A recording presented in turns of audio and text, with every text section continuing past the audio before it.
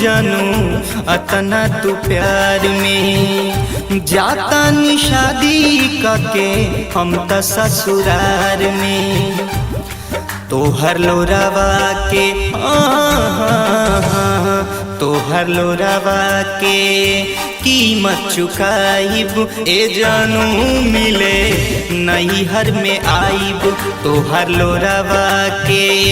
कीमत चुकाइब ए जानू मिले नैहर में आइब।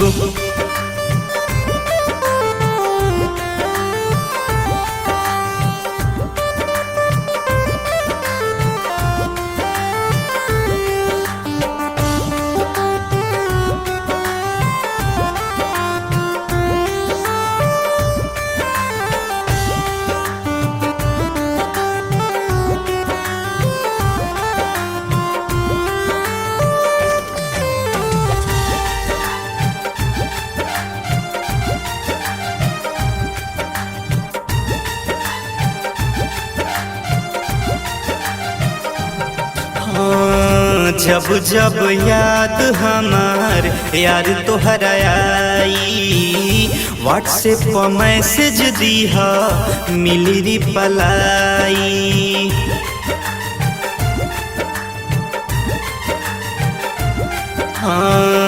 जब जब याद हमार यार तोहरा आई व्हाट्सएप पर मैसेज दीहा मिली रिप्लाई मौका मिली जब मौका मिली जब फोन वो लगाइब ए जानू मिले नैहर में आइब जाके ससुराना तोह के भुलाइब ए जानू मिले नैहर में आइब।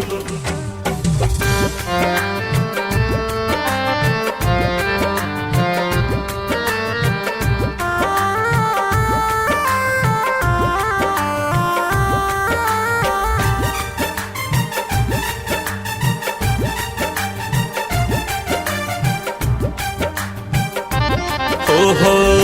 जिंदगी में होई नहीं कम कबो प्यार हो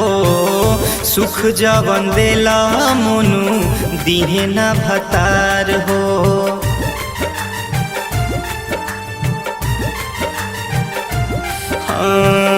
जिंदगी में होई नहीं कम कबो प्यार हो सुख जवन देला मोनू दिहे ना भतार हो